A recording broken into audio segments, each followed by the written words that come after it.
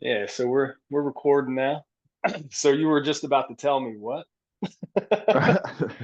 uh yeah, so I did a set for the Bunga Ray Kettlebell Club yesterday, Uh-huh. which was a cool thing. Like this guy Muiz reached out to me. I'm sure he reached out to a whole bunch of people, but they were trying to make it the biggest online kettlebell competition. Hmm. Like and it was just cool. It was only $50, Hmm. and the window to film your sets was like from August 3rd to the 18th, I think. So it was Hmm. super easy. And I had just finished a biathlon block, and I did a set for the Riddle Struck competition at the end of August. Hmm. And everyone I've talked to, and it was my experience too. I started out doing long cycle, and just biathlon was just so much harder. I was really curious to see how well it was going to help long cycle. Hmm. And so I did, biathlon for 5 months, trained long cycle for 3 weeks, and then still hit a PR. Wow. So you're So, saying the carryover from biathlon to long cycle is definitely something to be sought out. oh yeah, it's massive, I think. I mean, it depends, I guess, on what you struggle with. Like I've Hmm. always struggled with rack position mostly, which of course, then that affects the jerk. Um, and once I started doing the 24s, like I could kind of fake it with the 20s, and I almost hit 100 a few times in long cycle with the 20s. The 24 is just too heavy, Mm. like you can't fake that rack position, and I had to start developing it, and it would just kill me when it would start to fall apart. And and so I knew biathlon was something I needed to try. I can snatch okay, but I just don't really care for it. It's just too much pain in Hmm. my opinion. So like So I never. not to cut you off, but I didn't get you to, state your name and all that good stuff. So Mm. so we're on a quest to interview as many athletes for the All American Kettlebell Open as possible. And you're my third interview, so my nervousness on doing these interviews is starting to dwindle a little bit. I'm starting to, I think, find my little place in this little thing that I've set up here. All day today I'm going to be interviewing, and then tomorrow.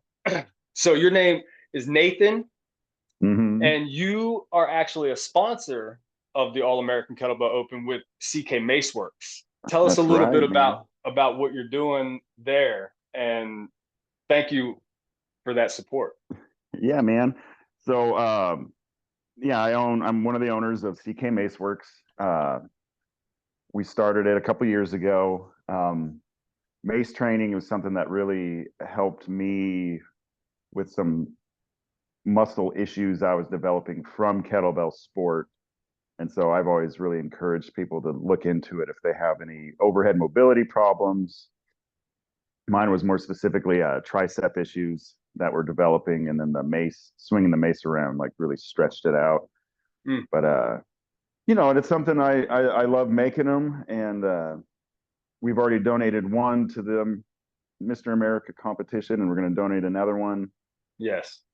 And it's a whole branch, a form of training that's just starting to break out into America. That's they call it Gada swinging in India and the Middle East, and it's been around for thousands of years. Hmm. But it's just finally catching on over here, and there's just tons of benefits to it, and it's fun. And I, I make a really nice one, and it's Yeah. got a lot of Yeah, I have it right here. It's the yeah, caddy. This is the the caddy, 42-inch man. handle. That thing is Yeah, nice. I love it. yeah, it's a good thing, and we're just a small little company. It's me and one other person running it, and we're starting to get some real competition out there. So it's cool that we can, Uh-huh. we can do whatever we want, or whatever we can to try to get our name out there and get people's eyes on it. Right. You know, Right. And some of the best ways is marketing yourself like such. You know. yeah, and then there's just a lot of benefits to using it, and I hope people that get it don't just put it in their closet and forget about it. Right, for sure. There's a lot of benefits to it. Yeah. So to jump right into the questions, the first question being, how'd you get into kettlebell sport? What inspired you to get into it, and how that journey is going so far?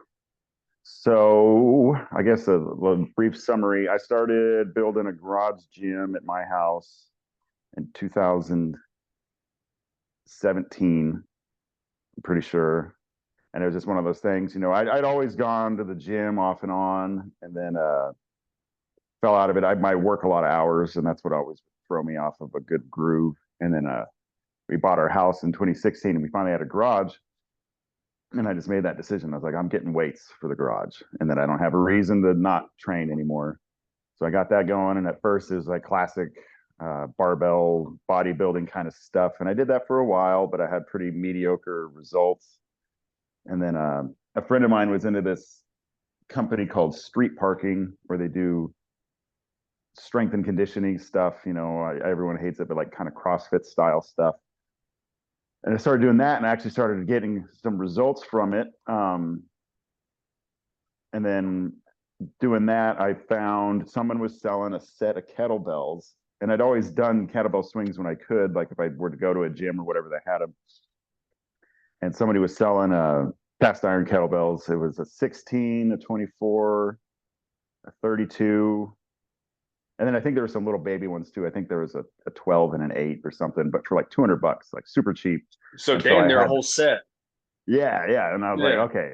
And it was like a rainy Sunday afternoon, and I was telling my wife, I was like, I gotta go. I'm gonna go buy some kettlebells. And so I finally had I had a 32. So I finally had some heavier kettlebells. And then I found, I'd known who Joe Daniel was for a long time, for random bodybuilding guys. Yeah. And between him and then Levi Marquardt, who I found on Instagram. Nice. And like Levi's main thing was like these shorter, high intensity workouts. And so this whole time, I guess I forgot to say, I'm trying to work out before I go to work. So I'm getting up at 4:30 in the morning. And so I don't have a lot of time. And I just started doing these short 20-minute sessions, and I started getting even more results. And then, following Levi, and then he starts talking so much about kettlebell sport and how hard it is. And then I had another buddy, I was kind of getting into it. So this is in 2020, when you can't buy anything from anybody. I think I bought I bought a 36 kg cast iron bell from one of the companies. It was like their last one that they had. Right. And so all through 2020, I'm getting more and more into kettlebells, and I'm finding them in random places. And then at the end of 2020, I can't remember exactly chronologically, but at some point I started doing more like long cycle and start dabbling in it. And then Jordan from Twin Cities Kettlebell starts talking about his first in-person competition. Mm-hmm. And then this good buddy of mine lived in Virginia. So I was like, hey, let's meet each other for the first time at this competition. And then a whole bunch of people got into it. And that's why I got some programming from Levi, and I said, let's do it. I'm going to train for a 10-minute set.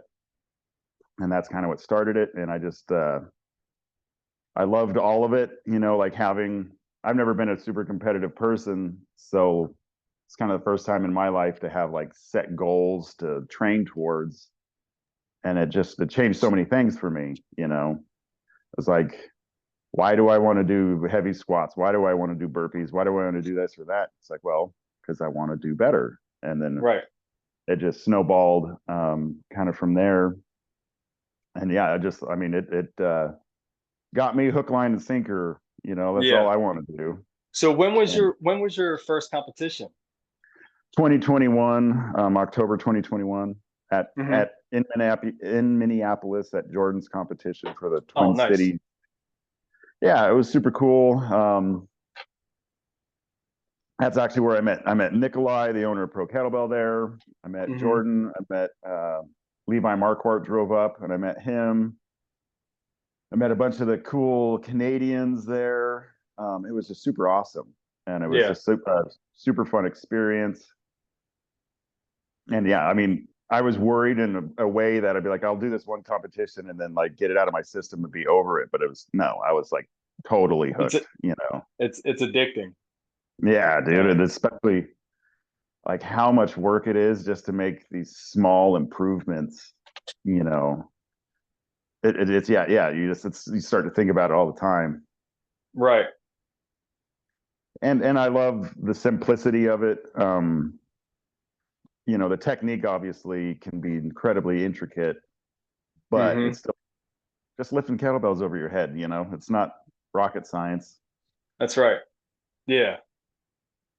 So So I guess that's what's your like don't you don't have to go into super specifics, but like preparing for like a competition.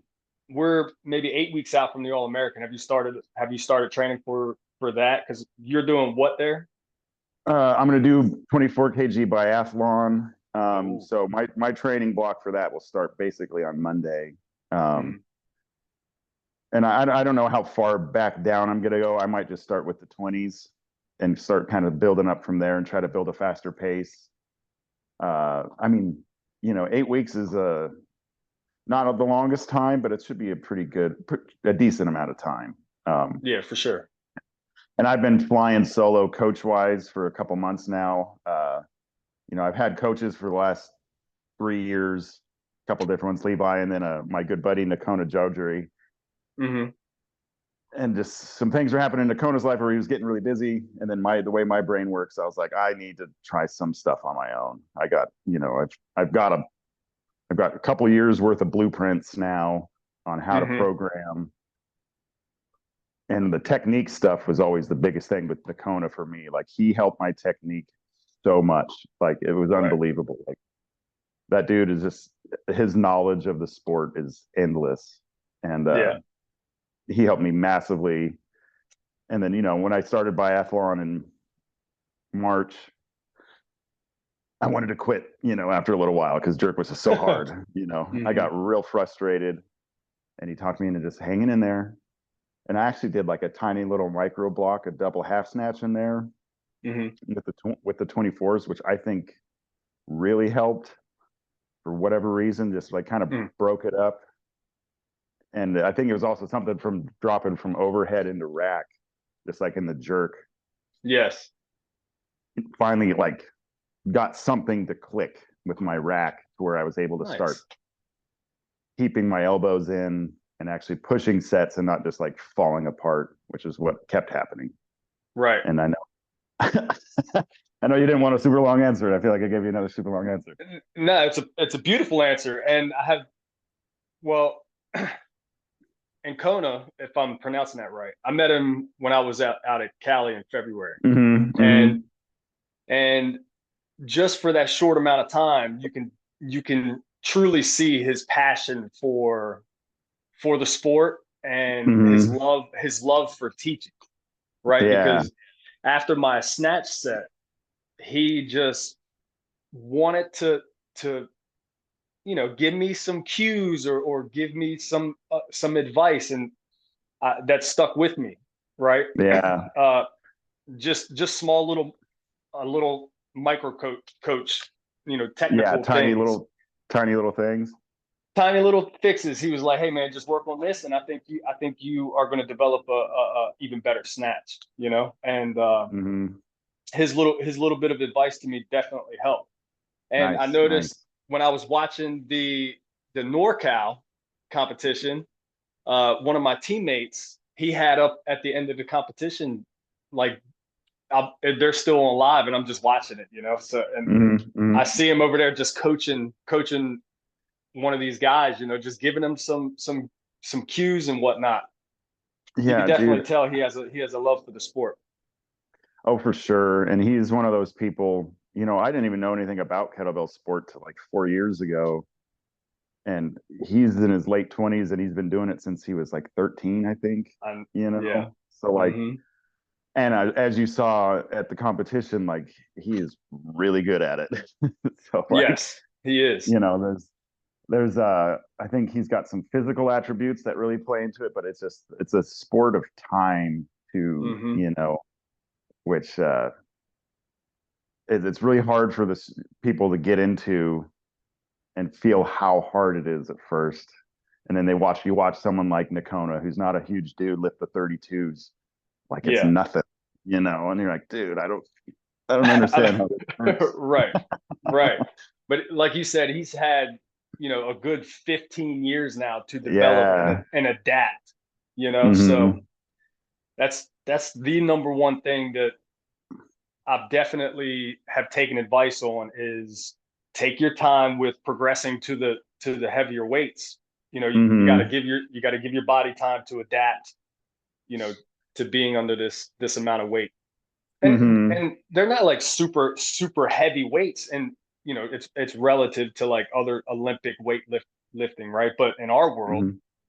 32s are freaking heavy. Yeah. And it's a hard one to explain to people that aren't part of it. Uh, Hmm. and most strong guys, they could probably clean the 32s and get them overhead a couple times, but it's just that whole system development where you're like, no, no, no, you don't stop. You got to keep Yeah. going. That's where Hmm. like the hard part comes in, and it's that percentage, of load that goes up just from like the 20s to the 24s. That's a 20% increase in weight, Hmm. which it's only 9 pounds or whatever, but it's like, dude, it's a lot. If Hmm. you feel it right away, how much heavier it is. Oh yeah. Um, and that was like a weird thing for me too, like with biathlon, like with rack position, like the 20s just aren't heavy enough to make my body do what I need it to do to get my rack right. Really. Like I finished that 10-minute set with the 24s and I got 82 reps, but I haven't finished a 10-minute set with 16s or 20s at this point. Really. I went the 16s was super early on when I tried it, and it was actually my triceps that were burning out. And then I tried the 20s twice, and I bonked them both like around 7 to 8 minutes Wow. for rack issues or something.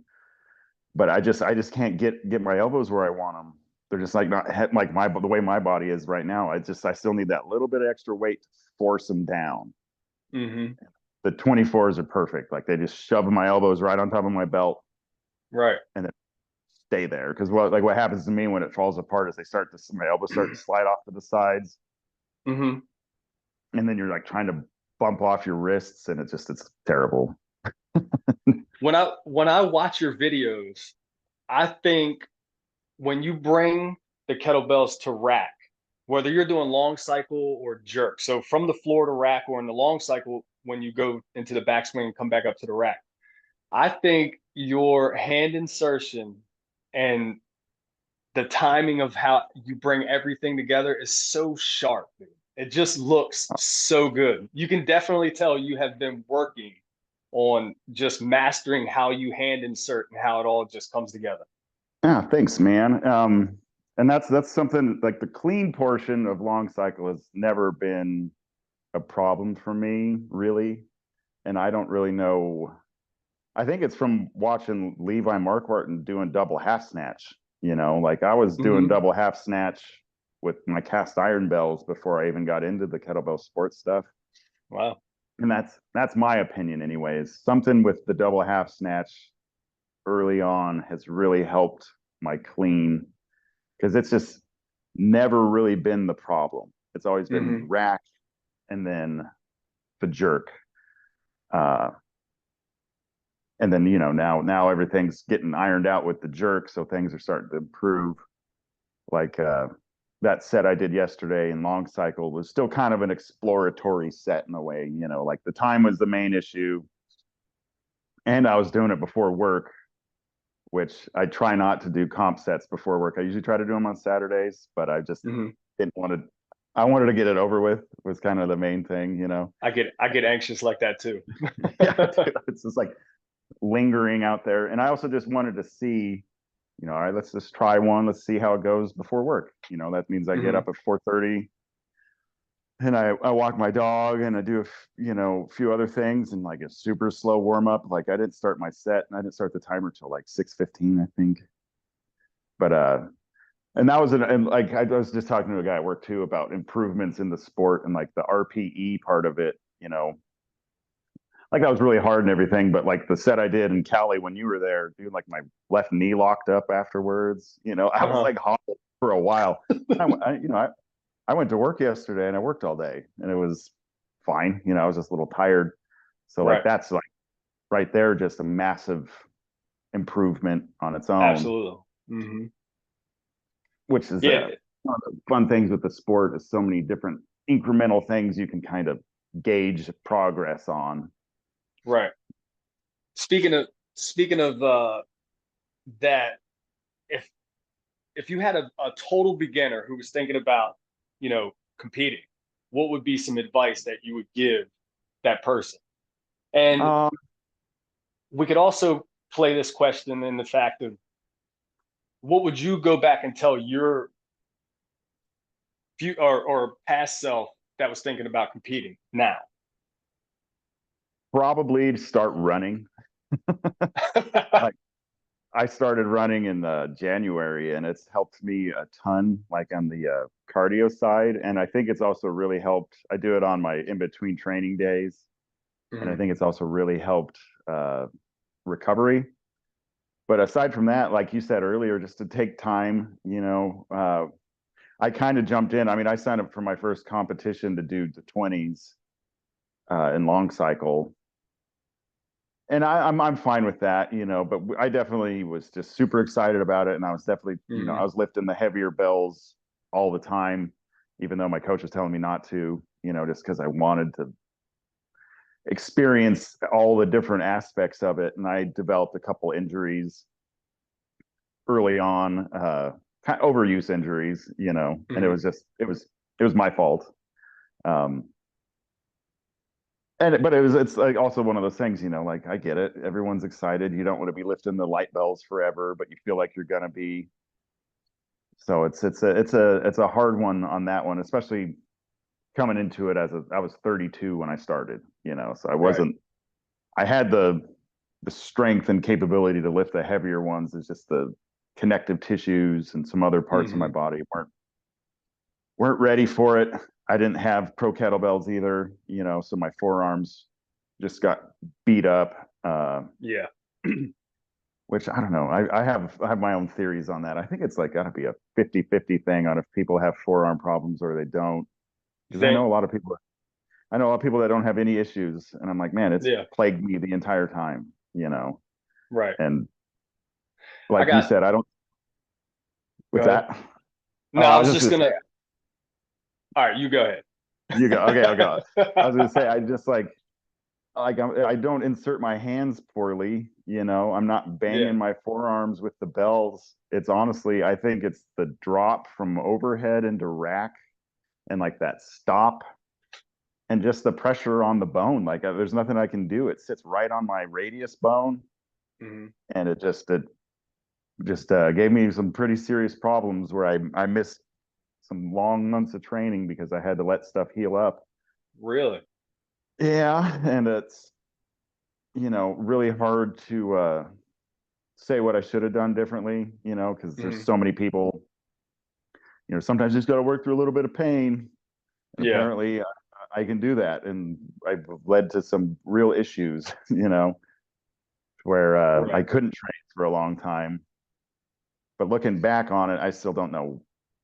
I don't know if I would have done anything differently, because I didn't know that's Right. where to go. But Yeah. yeah, what were you going to say?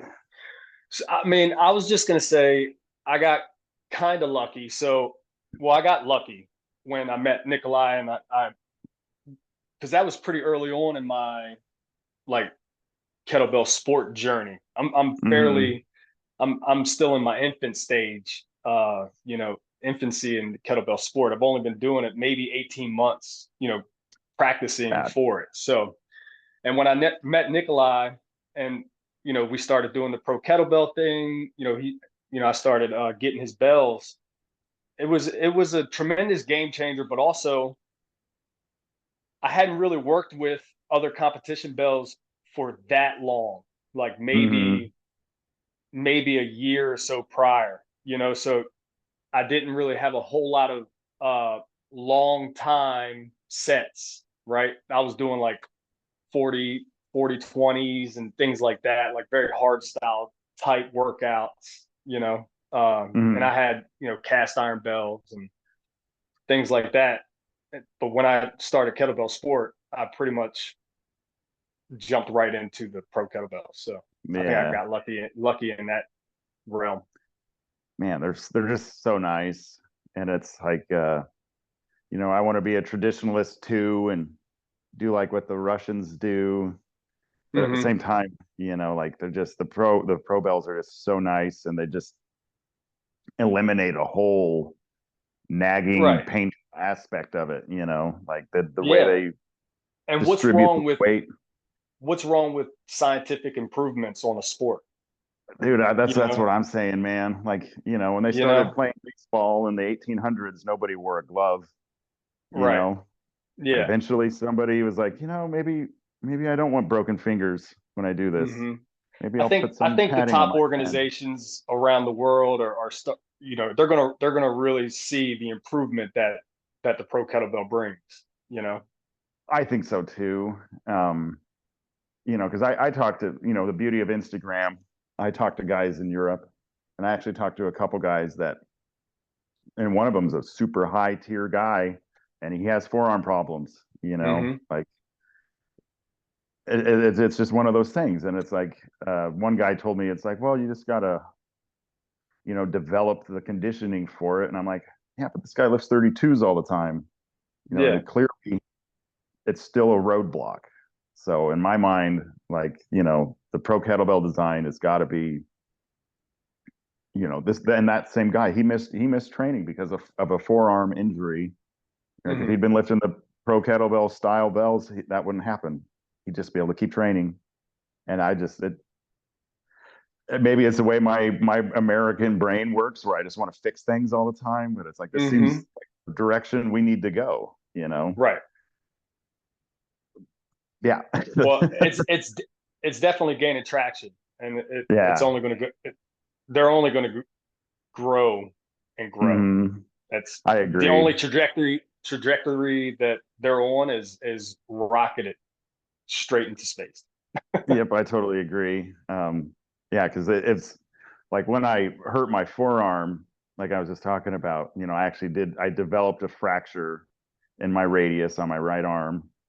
Uh, you know, and it was me being an idiot. It's like it's just a soft tissue-ish injury. I'll just give it a few weeks.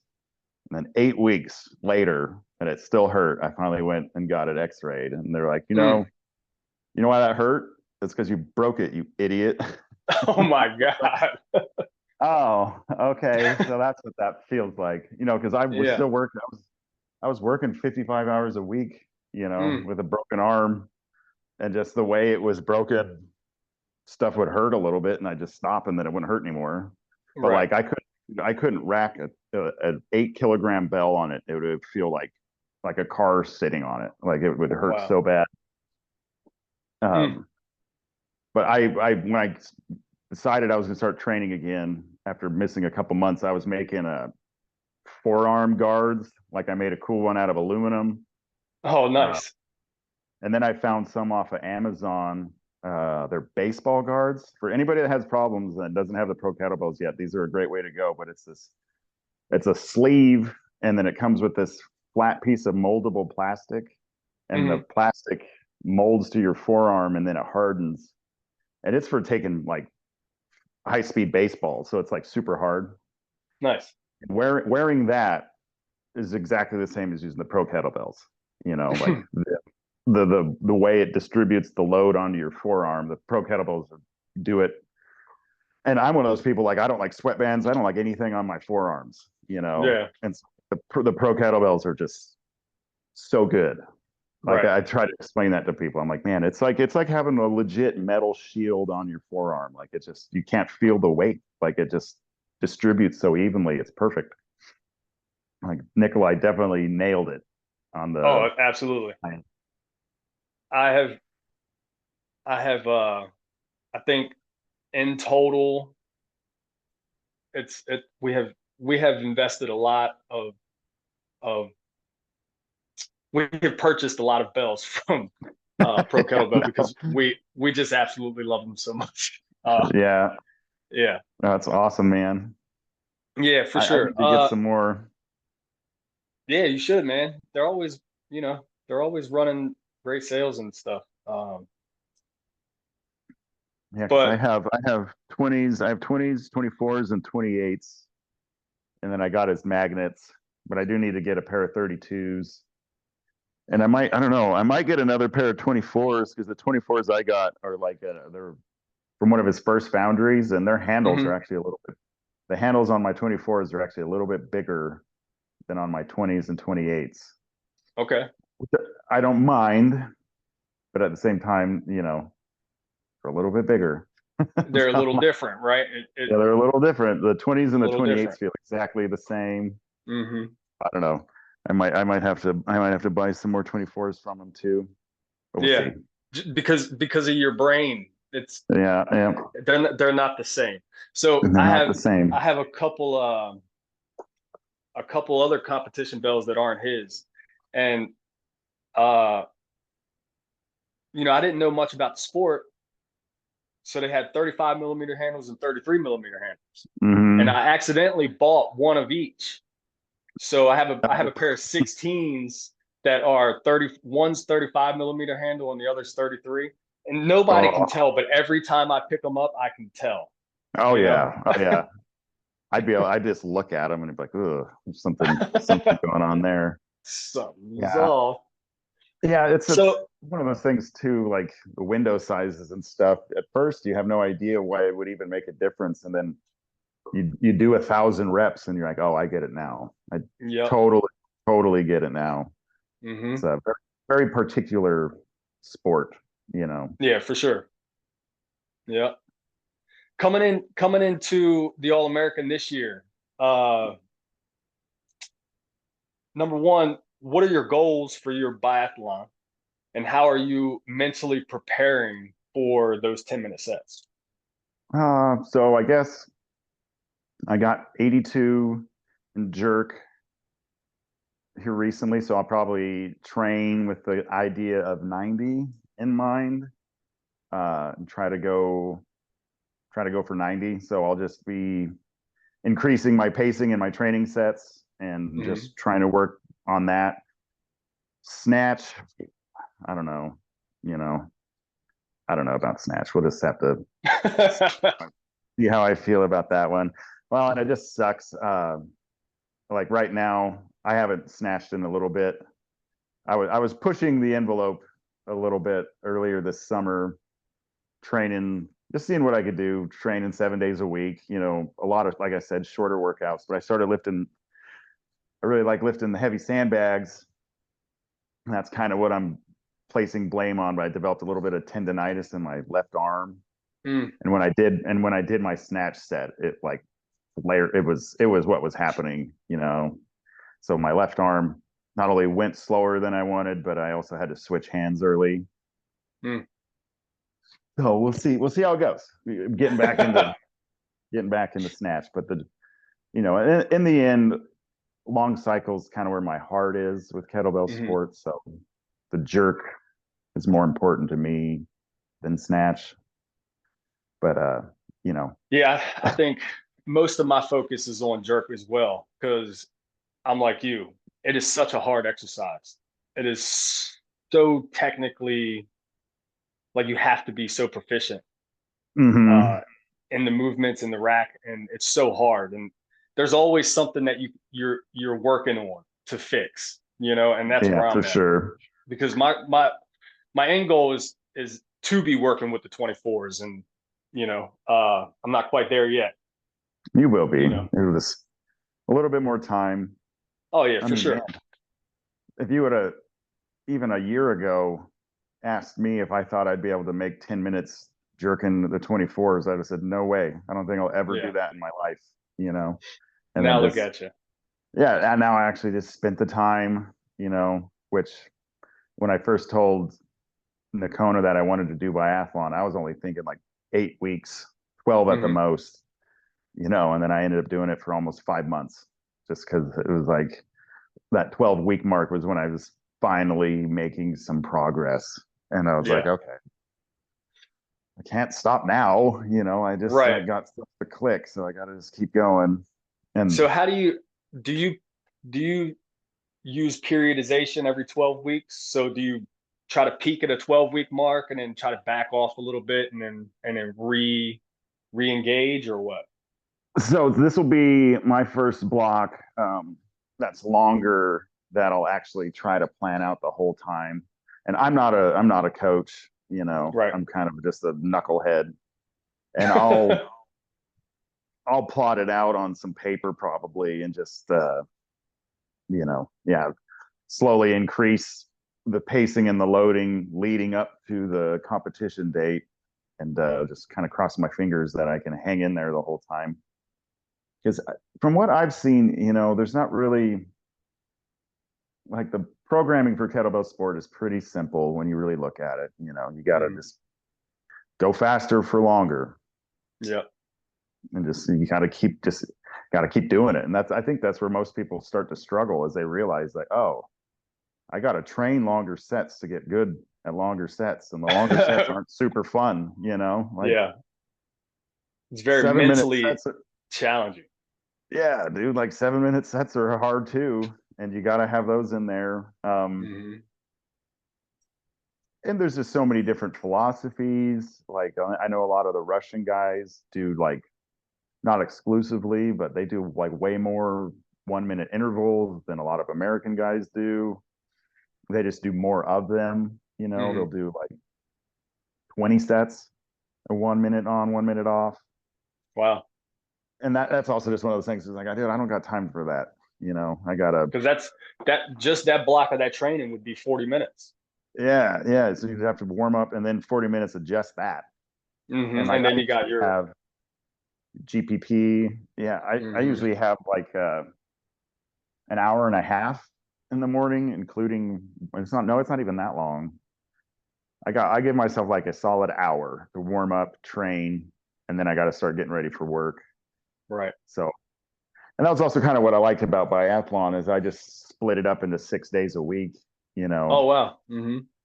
jerk day, snatch day, jerk day, snatch day, and then it seemed to work out okay on the actual day I did both sets for the competition. It wasn't the worst thing. I mean, I Right. felt my body felt crazy because I just did 10 minutes of jerk, Yeah. My nervous but like, system is always like, what the fuck do you do? oh yeah, dude, I was like, I get done and it was super cool. My wife counted reps for me, which she's never done before. And it definitely helped having a person, because it's like Absolutely. the first 3 minutes are usually the worst in my brain. My brain's always Hmm. like, you look cool, you got a video, we can stop now, Yeah. whatever. But she's sitting there, and so I'm like, no, we're gonna keep going, and just keeping my eyes on the clock. I'm like, all right, 7 seconds, jerk. Okay, at the 15-second mark, jerk again. Okay, we're just gonna keep going, 8 RPMs. And then I get done, and I'm just like walking around, and I'm like, oh my god, I got to get the dog, and I'm gonna go on a walk for like half an hour. I'll be back. I gotta Yeah. get the blood flowing, because Hmm. it's an intense thing. It just makes me think. I try to sell it. I try to sell everybody on kettlebell sport. It's like Hmm. people do marathons and Ironmans and stuff, and I'm like, 10 minutes is all you need. I'll show you. Get all of that out of your system in just 10 minutes. Just 10 10 minutes minutes. is all you need. 10 minutes of I a like, max effort. You know, yep. I like that saying. yeah, that's all you need, man. I'll show you what to do. 10 minutes. You don't have to Hmm. spend all day running around. Just do 10 minutes, which Yeah. is also what I like about long cycle. Like let's just get it over with. I don't need to do jerk and snatch. Let's just figure out one thing to do that'll Hmm. take all my effort. Uh, but it's cool. It's cool. I've been seeing more and more guys training for like triathlons, which just seems so insane to me. I have seen more of that lately too. And I'm just like, wow. Yeah, dude. Like, unless I mean, I guess if you feel like you've topped out in long cycle and biathlon, and you just need a new challenge, but God, dude, that Hmm. is just so much work to try to do. Like, I don't Oh know my how you God, do. yeah. A friend of mine, a teammate of mine, Buffy, she's training for triathlon for the All American, and Ugh. I think, and of course, Nikolai's her coach, and I think she's doing like 5 days a week. Yeah, I bet. And I've She heard said, "Oh my God, it's crazy." Nakona told me he's seen guys train triathlon where they basically do biathlon, but they just add cleans in, Mm, which is it was super interesting to me because when he told me that, I was like, okay, so that would make sense where like training just jerk really could carry over into long cycle, like yeah, and for me, like the carryover is definitely there. yeah, for sure. But So it's yes. leading into our final question, uh, what does participating in the All American Kettlebell Open mean to you, and how do you think it's going to contribute to your growth as an athlete? Oh man. Well, I mean, I'm just super stoked. I'm super stoked to get to meet more people that are in the sport. Um, Another chance to compete on a platform in front of people is always a great thing. So far, like I've done pretty well at the in-person competitions. So it's like the dumpster fires out there somewhere, but I Yeah, for hopefully sure. won't encounter it. Hopefully won't encounter it in Atlantic City. But it's just one of those things. I want to meet more people in the sport in person and try to build this sport in this country because I think it's amazing. And I think Yes. way more people would benefit from it than think they would. Because like I said, I did a lot of the traditional weightlifting stuff and I did okay at it, but it just didn't fit. I didn't make a lot of strides, like my body type. I'm kind of made more for working than like working all day than, doing like powerlifting, like one heavy thing a day. I'm more for longer duration stuff, but Right. also, I hate running. Like I'm not going to run marathons, and I want to lift weights. So like kettlebell sports is like this perfect, beautiful But to get better at thing. kettlebell sport, don't sleep on the cardio. No, no, absolutely, man. Like I was saying, I started running Even though twice a you week. hate it, you Yep, still you do it definitely because it need it. makes you better. Yep. I figured it out for me, like it's super funny. Even though it's warmer now and I can run outside, I still run on the treadmill because I started watching all these gratuitous action movies that my wife Hmm. doesn't want to watch. So I'm watching like John Wick. I watched all the John Wick movies running on the treadmill. Oh, And so really? that's just been my answer to it. It's like, all right, man, if you want to, let's go watch people get kicked in the face a bunch. Let's go run on the Right. treadmill.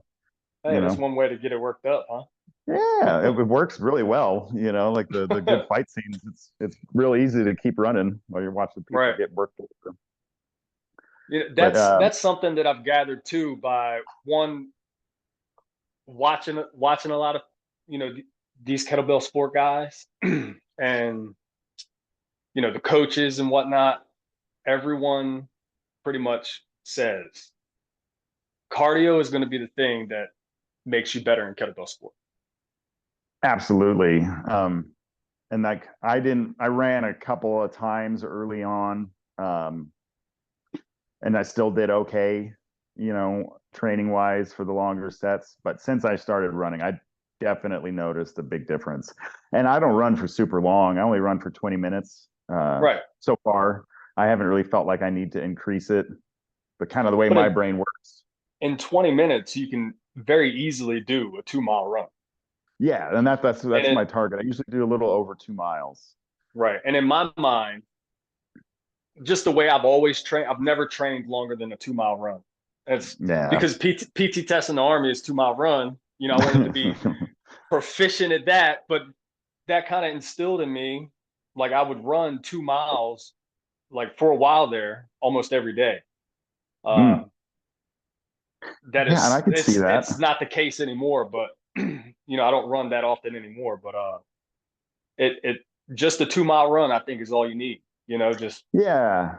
I mean, the way my little brain works, you know, if the competition sets 10 minutes of moving and you practice twice that, you know, running for 20 minutes, I feel like hmm in my brain that seems like enough. I don't think I'd that's ever tell anybody they had to run for 40 minutes, you right. know. It sounds logical to me.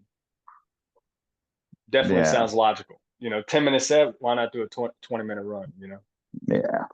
And it's not a burden on my mind, you know. hmm And that was something my wife loves running. And something I let myself realize this year is like I pop in on her when she's on the treadmill and I'm like, I see her stopping. And I'm like, it just like dawned on me. I was like, you can run on the treadmill and you can stop if you want. You don't have to keep going because that's the way I'd always look at it. Like if I stop once, then it's pointless, you know. But it's like, no, Right. no, you can pause for 10 seconds and take a little breather and then just keep going. And then that's what hmm I gave myself permission to do that. And it's helped immensely, you know. And then Right. I find myself, you know, stopping once or twice every third run or whatever. And most of the runs I run the whole time. I don't stop at all. hmm And then that's just a cool feeling in its own, you know. And you sweat a bunch, which is good for Right. you. And I definitely, you know, you get that runner's high. Yeah, it's just a good thing to do between training days, I think. Or Yeah, it's for been great sure. for me anyway. It's been great for me, man. Hell yeah. Well, Nathan, this conversation has been enlightening and fun. I appreciate Oh, you good. you jumping on here, man. And Yeah. you know, pretty much I got this idea to do these interviews yesterday, and I just started, you know, messaging people, and you Hell yeah, were man. right there on it. So I appreciate that, man. And Yeah, I'm all as you can see, dude, I'm always down to talk about kettlebell sport. You know, it's hell just yeah, man.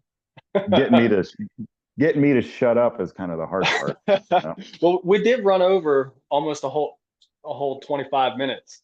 I was starting to But wonder. I was it's like, I don't have a like I clock I said, can it's see. it's all good, man. It's been a fun conversation, and I appreciate it. Yeah, yeah, you And bet, I look man. forward to seeing you in October, man. I'll definitely bring the caddy up. You know, I don't know if you're going to be Yeah, traveling with any, but I'll have this one for sure. I will be. I'll definitely be Okay, bringing cool. some.